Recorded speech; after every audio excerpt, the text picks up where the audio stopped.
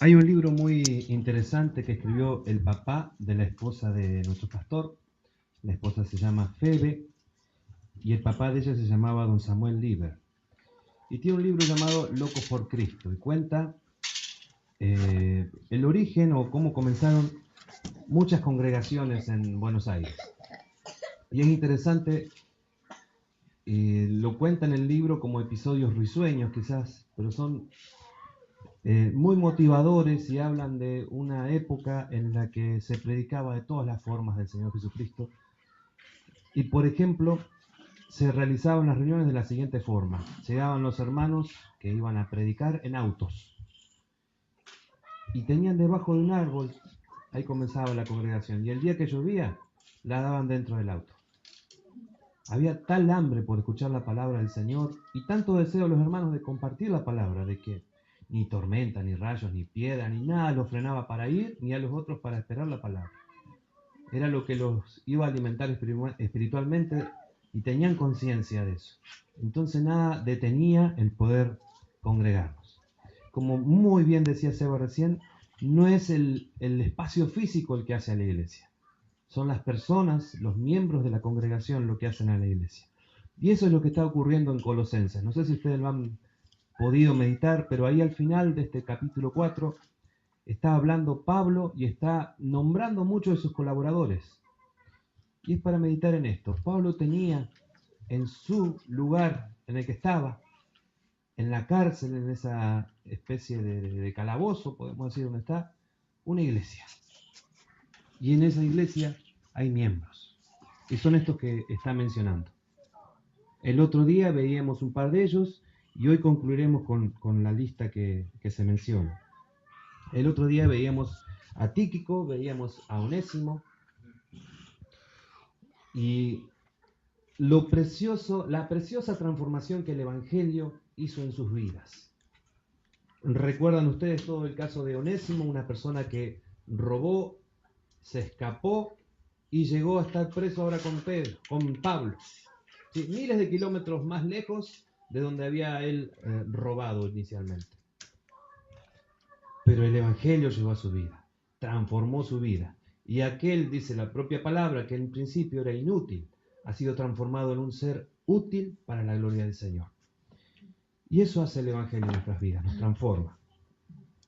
En Colosenses 4, y leemos todo el último fragmento que va desde el 6 al 18, dice así: sea vuestra palabra siempre con gracia, sazonada con sal, para que sepáis cómo os debéis responder a cada uno. Es probable que su Biblia se corte ahí un versículo y comience con otro título, ¿no? Y comienza con: todo lo que a mí se refiere os lo hará saber Tíquico, amado hermano y fiel ministro y consiervo en el Señor, el cual he enviado a vosotros para esto mismo, para que conozca lo que a vosotros se refiere y conforte vuestros corazones con Onésimo, amado y fiel hermano, que es uno de vosotros.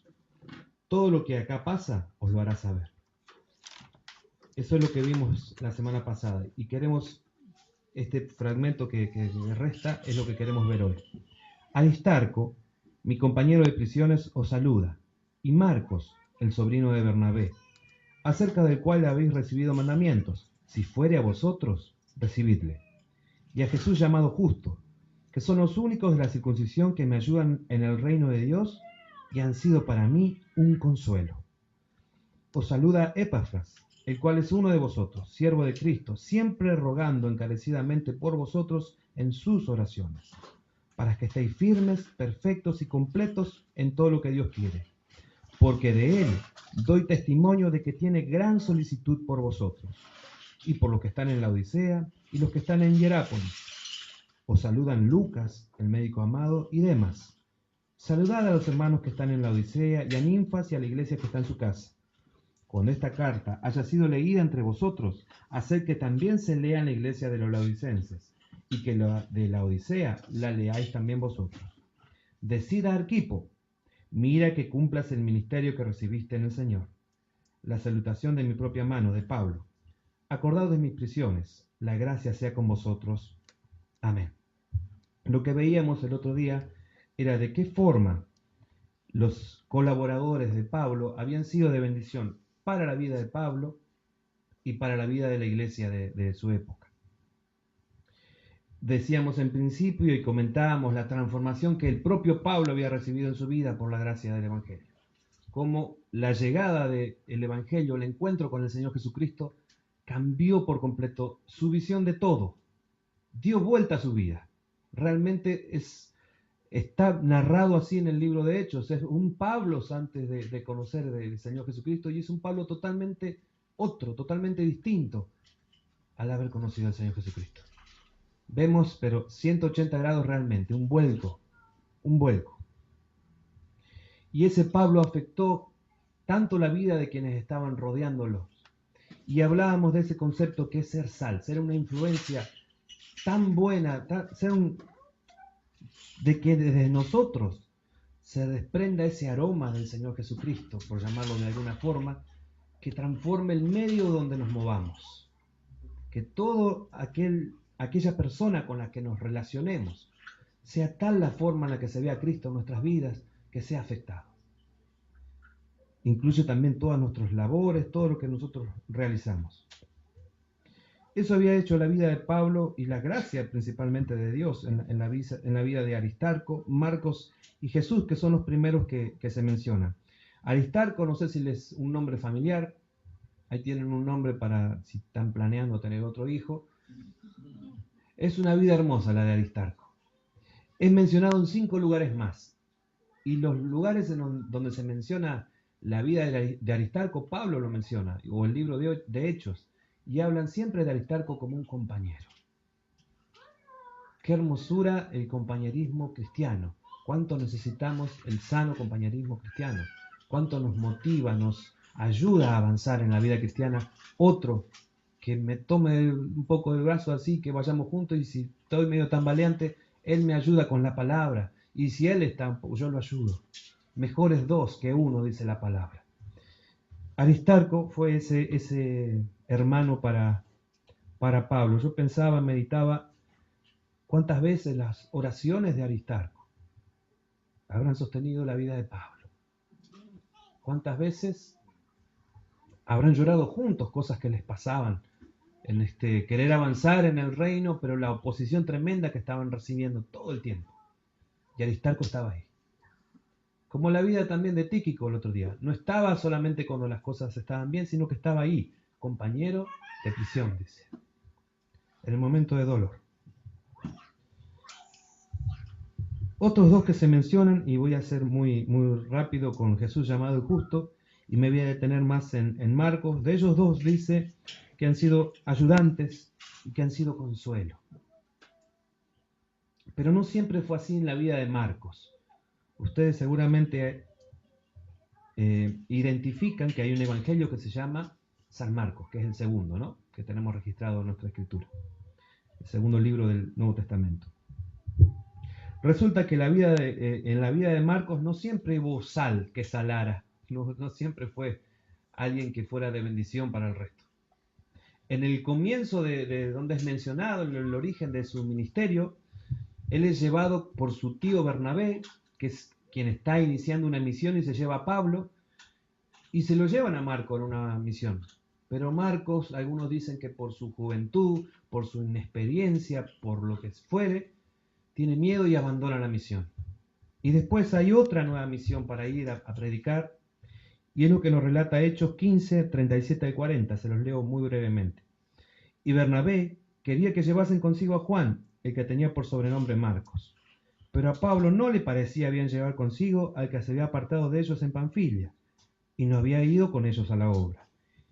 Y hubo tal desacuerdo entre ellos que se separaron el uno del otro. Bernabé, tomando a Marcos, navegó a Chipre, y Pablo, escogiendo a Silas, salió encomendado por los hermanos a la gracia del Señor.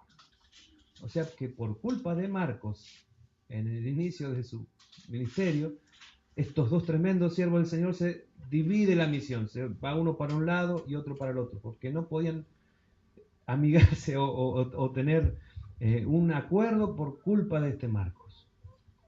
No fue sal en ese momento Marcos, fue un motivo de división.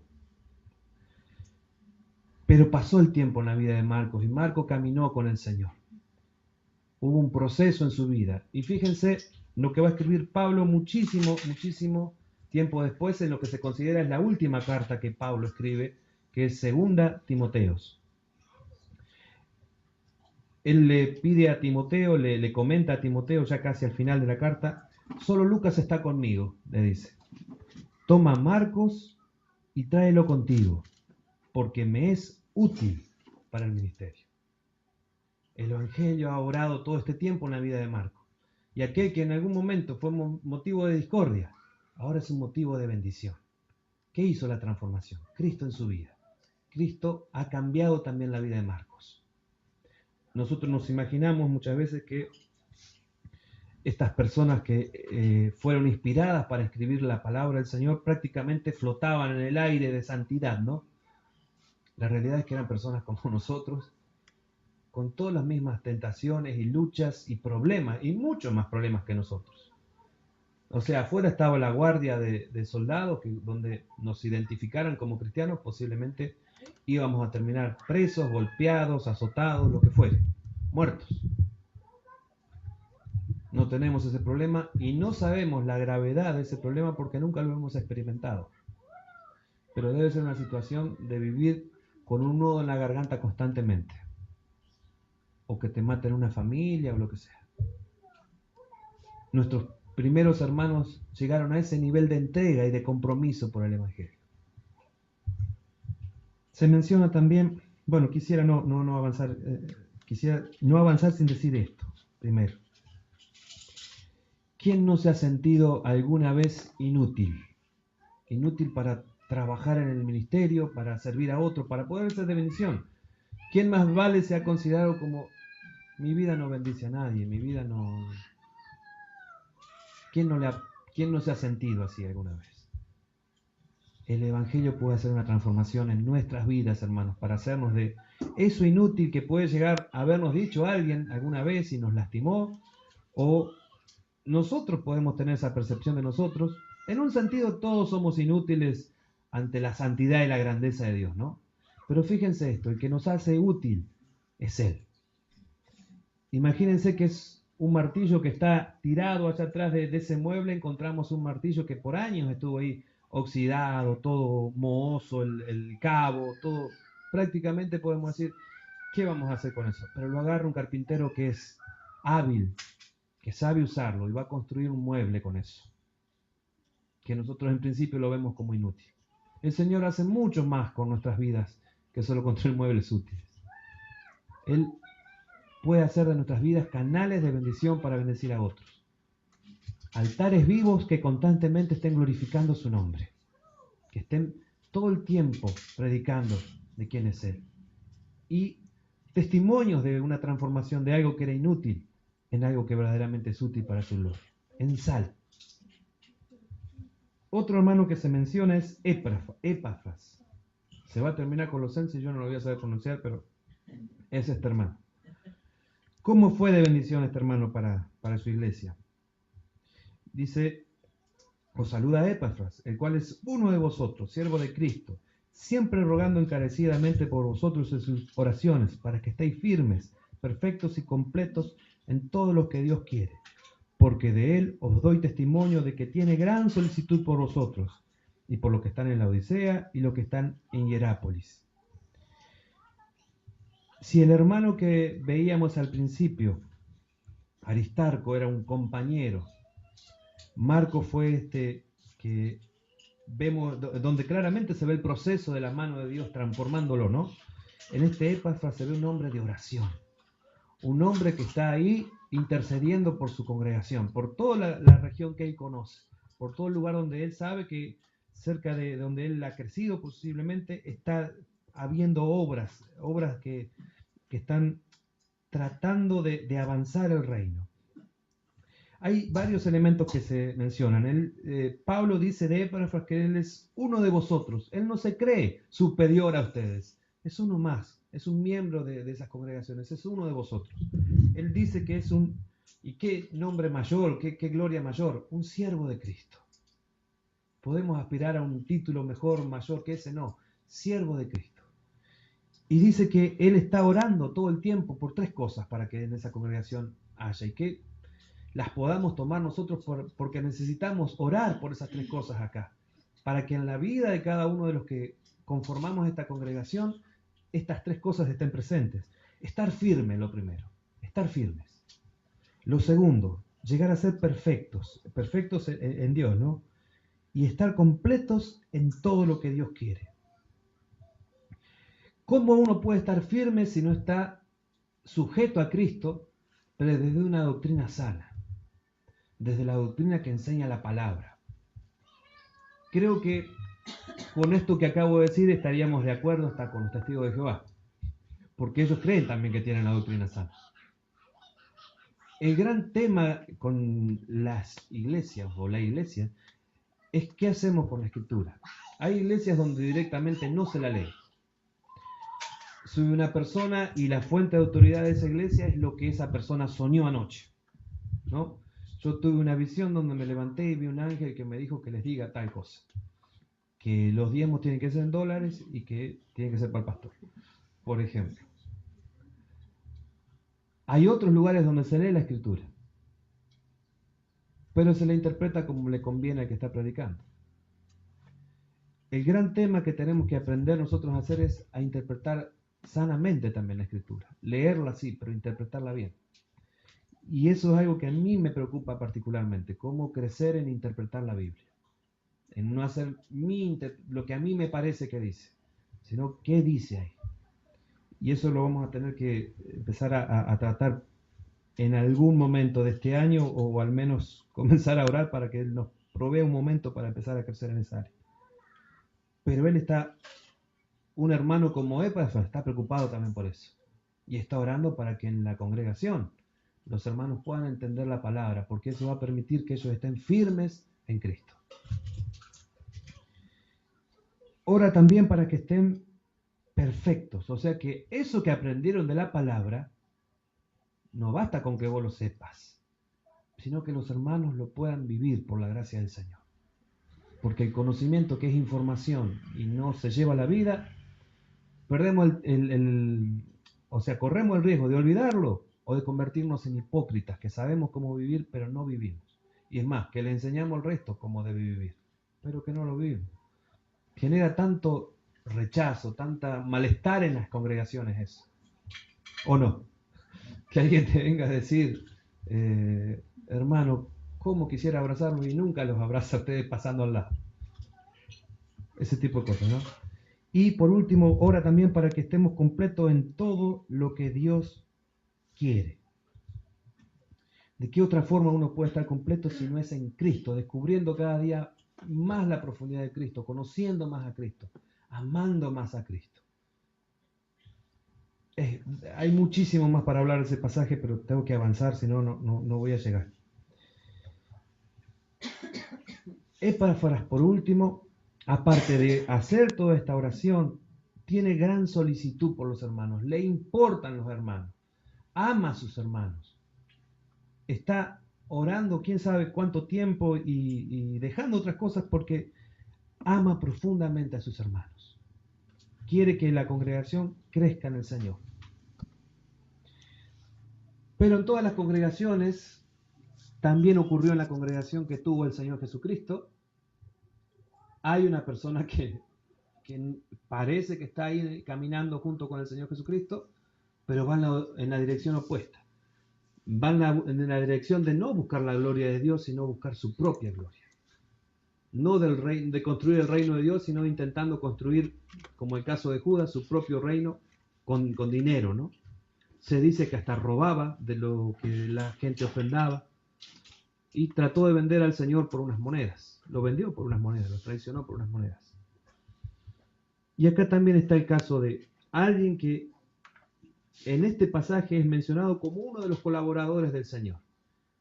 Pero así como en la vida de Marcos vemos allá en el final en la última carta que Pablo escribe en Timoteo, que ha habido un cambio en la vida de Marcos, también se menciona que ha habido un cambio en la vida de Demas. Demas ha abandonado la misión, me ha desamparado, dice Pablo. ¿Y cuál es lo que le ha hecho perder la sal? No voy a meterme en la especulación de si era de Cristo, perdió la salvación, no voy a hablar nada de Demas de ese sentido. pero dejó de ser bendición para la vida de Pablo, dejó de ser bendición para su congregación, dejó de ser sal. ¿Por qué dice la palabra? Amó más al mundo. Y quisiera detenerme 2 segundos ahí, van a ser más de 2 segundos en realidad, en aquel pasaje que habla sobre el amor al mundo, y me gustaría que lo podamos buscar juntos, que se encuentra en 1 Juan 2, 15 al 16. Cuando la Biblia dice en Juan 3, 16 que Dios amó al mundo, lo que está diciendo es que Él amó la humanidad, a su creación. Pero Juan va a usar esta expresión mundo en otro sentido. No es la humanidad la que está... Cuando dice no améis al mundo, no está diciendo dejen de amar a las personas. No está diciendo eso. No améis al mundo significa otra cosa. Ahora vamos a ver. Dice 1 Juan 2, del 15 al 16. No améis al mundo ni las cosas que están en el mundo. Si alguno ama al mundo, el amor del Padre no está en él. Porque todo lo que hay en el mundo, los deseos de la carne, los deseos de los ojos y la vanagloria de la vida, no proviene del Padre, sino del mundo. ¿Qué cosa es el mundo? Más que una cosa, es un concepto el mundo. Es todos aquellos valores, formas de vivir, pensamientos, deseos, todo eso contrario a la voluntad del Señor, que se rebela contra Dios, que se opone a Dios. Es como vive alguien que en rebeldía todavía no está en Cristo. Es alguien que, dice Pablo, está en su mente natural, en su forma en la que para él considera que el Evangelio es locura, que es una cosa que no se entiende, que no tiene ni pies ni cabeza. Eso es el mundo, más que una cosa física que podamos tocar, es una forma de pensar y de ver la vida, que tiene aquel que no está en Cristo, pero que lamentablemente influencia todo el tiempo a aquellos que sí están en Cristo y pueden llegar a deslizarse hacia el mundo. Fíjense que lo que dice que no debemos amar ni las cosas que están en el mundo. Cuando dice eso, no está diciendo no ames ese bafle, no ames esa guitarra, no son las cosas. Las cosas que están ligadas al concepto de mundo. Aquellas cosas de las cuales hacemos una idolatría. Aquellas cosas que pensamos, si las tenemos, nuestra vida va a estar mucho más satisfecha, plena, completa. Cuando son las cosas las que nos parecieran que van a satisfacer totalmente nuestra vida, es una forma en la que le estamos diciendo a Dios, Señor, vos sos suficiente para mi salvación, para esto, para el otro, pero cuando yo tenga mi celular nuevo tal, o mi auto tal, o la ropa tal, ahí voy a estar realmente completo, pleno, satisfecho totalmente. Porque vos, Señor, para algunas cosas sí, pero no sos quien plenamente me satisface. En cambio, la Escritura enseña que Cristo es nuestra satisfacción completa siempre. Siempre. Y si nosotros ponemos nuestra búsqueda de felicidad, de placer, de lo que sea, en las cosas, esas cosas están en el mundo y nuestra mentalidad se está yendo tras las cosas del mundo. ¿Cómo nos oponemos a esta mentalidad del mundo? Yendo a Cristo, yendo a Cristo. Ahora vamos a ver esos 3 elementos que menciona. Ya llegaremos. Entonces no son las cosas en sí las que son malas, sino la relación que establecemos con esas cosas. Y el Señor Jesús va a dar un ejemplo muy claro. No es el dinero lo malo, va a decir el Señor Jesucristo. Ustedes recuerdan el pasaje. Es el amor desmedido por el dinero lo que se transforma en una idolatría en tu corazón. Y hace que pongas la confianza en ese dinero y no en el Dios que te puede proveer ese dinero a través de un trabajo, por ejemplo. Peor aún es el caso de aquellos hermanos que quieren manipular a Dios para obtener las cosas que supuestamente le van a dar plenitud o satisfacción. No sé si se sigue la lógica. A veces nosotros, caminando con el Señor, ponemos, momentáneamente nos distrajimos y nuestra mirada se apartó de Cristo y las pusimos en las cosas. Cuando tenga esa guitarra, ahí sí voy a poder adorar al Señor. podría decir ahí. Y es mentira, porque la adoración es una actitud interna. No son las cosas las que me van a hacer mejor, tal o cual. Es mi relación con Dios. Puede que nos distraigamos así, pero hay personas que se congregan para forzar a Dios de alguna manera, haciendo algún tipo de acto, rito o lo que sea, para que les dé aquello que sí va a conformar su corazón, sí lo va a satisfacer. Porque nunca han sido enseñados o nunca ven a Dios como la fuente de satisfacción completa. Ese es el Dios que tenemos en las Escrituras. Un Dios que puede satisfacernos completamente, completamente. Ese es el Dios que si no hemos conocido debemos conocer. Ese es el Dios de la palabra.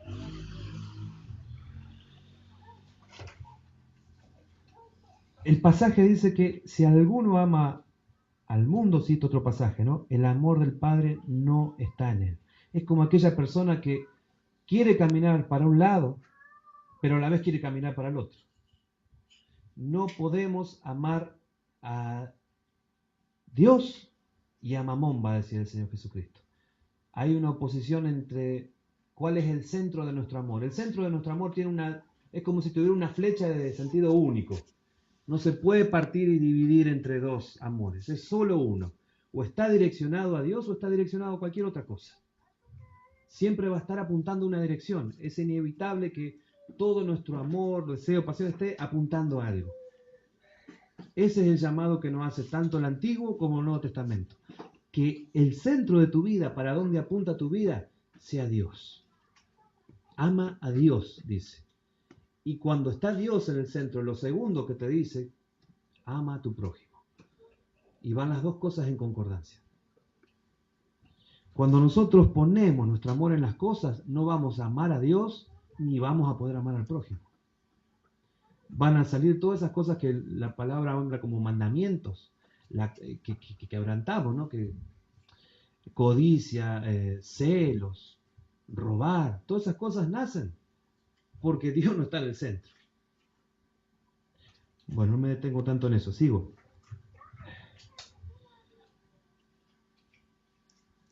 Hay otro caso que se puede dar cuando las cosas son, decíamos que es nuestra relación con las cosas las que nos puede llevar al mundo, o podemos tener la misma cantidad de dinero, las mismas cosas y no estar en el mundo. A ver, me explico mejor. Yo he dado varias veces y creo que es un ejemplo útil, por eso vuelvo a darlo. Voy a cambiar el personaje, pero va a ser medio parecido. Supóngase que Matías, que es nuestro tecladista, cantante, adorador, yo sé que no es así, yo lo conozco hace, ¿cuánto? 25 años, nada más. Yo sé, o más, no, más. Hace muchos años lo conozco. No quiero revelar mi edad al decir cuánto. Supóngase que Matías, él dice, hermanos, vamos a adorar al Señor, todo. Pero lo que quiere él es, en realidad, empezar, o sea, está acá dentro del ámbito de la iglesia, del templo, y él quiere que nosotros adoremos, todo, pero resulta que de a poquito él, lo que va queriendo en el corazón es, ahora cuando pueda voy a grabar el CD, así lo vendo y hago plata con eso.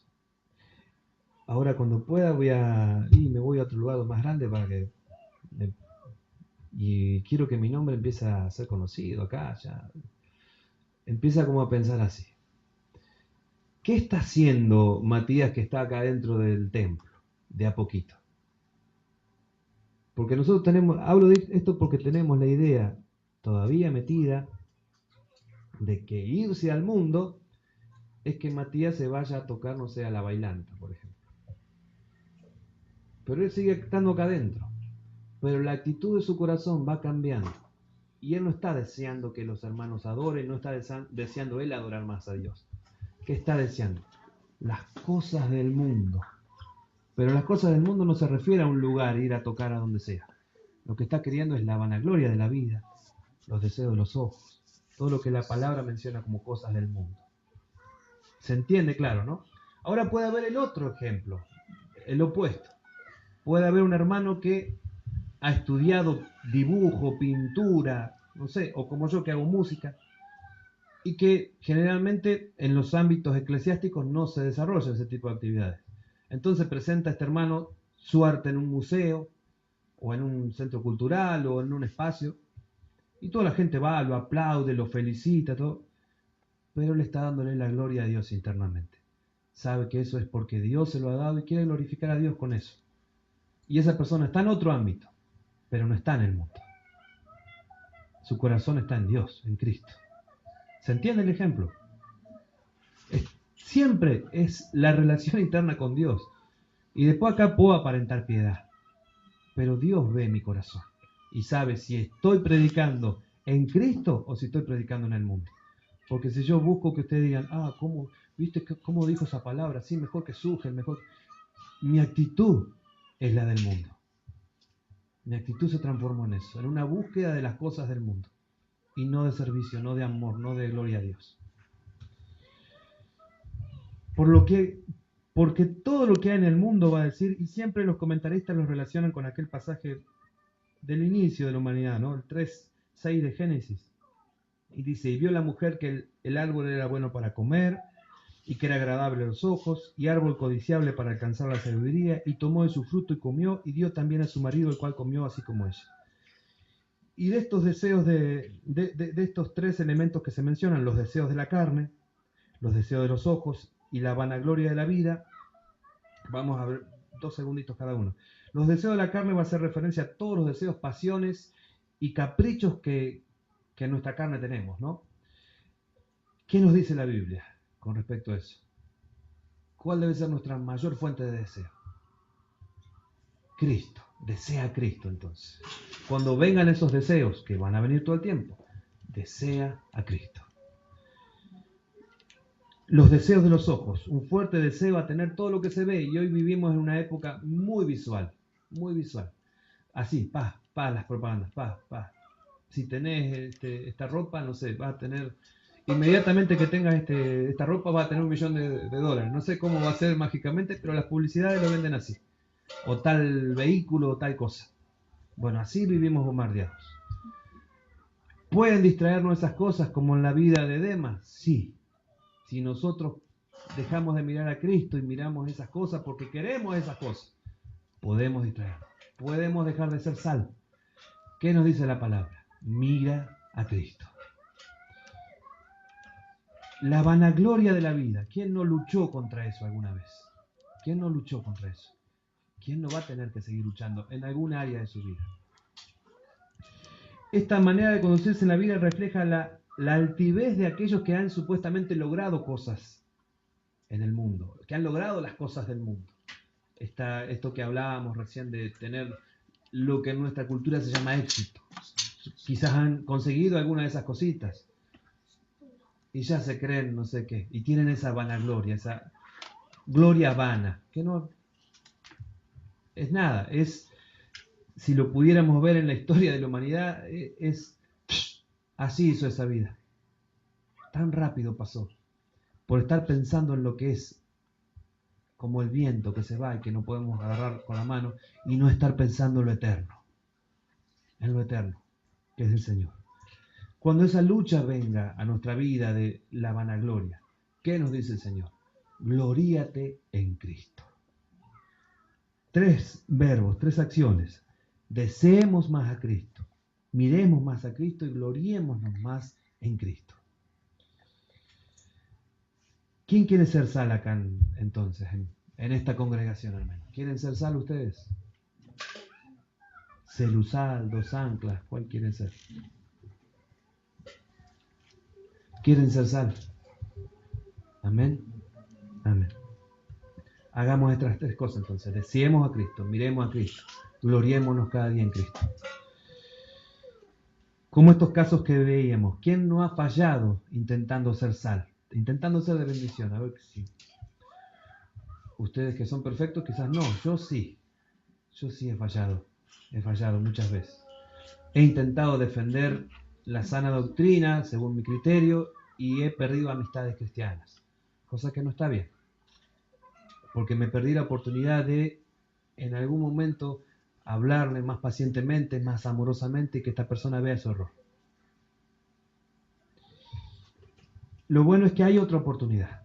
Como en la vida de Marcos, si nosotros seguimos caminando con Cristo, el Señor va a seguir haciendo su buena obra. El proceso nos va a ir llevando a ser más como Cristo. Y vamos a poder ser finalmente la sal que Él nos requiere que seamos. Y por último, como el caso de Demas, y como dice la palabra, que esté firme, mire que no caiga, tenemos que tener conciencia de que podemos perder nuestra capacidad de ser sal. ¿Y cómo la cuidamos? Alguno dirá como aquel de los talentos, ¿no? Encierro todo lo que tengo en mi salerito y no se los doy a nadie porque cuando venga el amo y me pida mi talento, yo lo voy a tener ahí. Y cuando venga el amo te voy a decir, ¿qué hiciste con la sal que te di? Con aquellas cosas que te di para bendecir el resto. No es la solución esconderlo, es con la libertad de Cristo poder amar, bendecir, pero con la libertad de Cristo, unido a Cristo, cada vez más con Cristo, cada vez más del Señor en mi vida. No améis al mundo, nos dice el Señor. Ama a Dios y a tu prójimo. Señor, queremos darte gracias por poder haber compartido de tu palabra, Señor. Nos resta aún un versículo y quisiera dejarlo para meditar luego. Señor, queremos darte gracias por el maravilloso libro que le inspiraste al apóstol Pablo, Señor, el libro de Colosenses, que de tanta edificación ha sido para mi vida y espero que para la vida de todos mis hermanos con los cuales he podido compartir. Señor, ayúdanos a ser cada vez una sal más refinada, una sal que glorifique más tu nombre, personas que estén en relación cada vez más profunda con vos y que de esa forma puedan amarte más, amar más a su prójimo, vivir la vida en libertad que nos llamas a vivir, pero que es una vida como vos nos enseñaste, que en la cual el mayor no es el que logra más cosas del mundo, sino aquel que sirve más, aquel que se da más por sus hermanos, Señor. Te damos enormes gracias por la vida de todos estos hermanos que están retratados para siempre, Señor, en la eternidad, en las letras y en las palabras de tu Escritura. Nos bendice en sus vidas, Señor, 2000 años después, Padre. Tomamos y queremos, como tu palabra nos dice, tomar el ejemplo de aquellos hermanos que han sido de bendición a su congregación y tomamos el ejemplo de un Tíquico, un hermano como Marcos o el caso de Onésimo, aquellos que hemos fallado y que nos has dado otra oportunidad, Señor. También vemos la vida de Demas y vamos a tener cuidado, Padre Santo. Vemos la vida de Aristarco y pensamos en aquel que es compañero, Padre Santo, y deseamos ser compañeros de nuestros hermanos y poder que ellos sepan que estamos a su lado en el momento de necesidad y en todo momento, Señor. Y pensamos en la vida de Epafras, Señor, aquel que con su oración intercesora está orando continuamente para que los hermanos no decaigan en su fe, avancen, sean fortalecidos, sean renovados, Jesús. Haz de nosotros, Padre Santo, personas que puedan servirte como estos hermanos pudieron servirte. Gracias te damos, Jesús. Amén.